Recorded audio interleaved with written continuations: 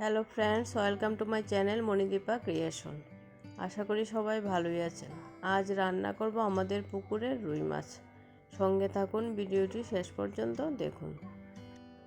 মাছগুলো কেটে ভালো করে ধুয়ে নিলাম। এখন একটু নুন হলুদ দিয়ে মেখে নিলাম। মাছগুলো ভেজে নেব। যারা আজ নতুন দর্শক তাদের কাছে অনুরোধ, আমার চ্যানেলটি সাবস্ক্রাইব করে দিন প্লিজ।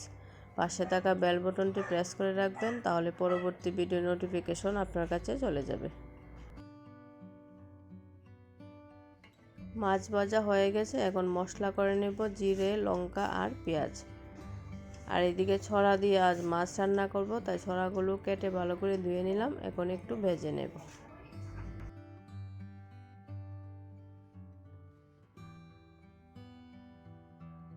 কড়াইতে দিয়ে দিলাম পেঁয়াজ কুচি। পেঁয়াজগুলো ভাজা হয়ে গেছে। এখন দিয়ে দিলাম বেটে রাখা মশলা আর পরিমাণ মতো নুন আর হলুদ। এখন দিয়ে দিলাম ভেজে রাখা ছড়াগুলো।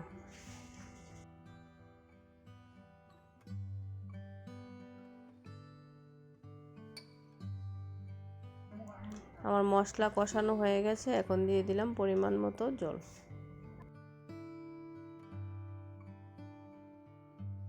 তৈরি হয়ে গেল আমার আজকের রেসিপি, রুই মাছের ঝোল।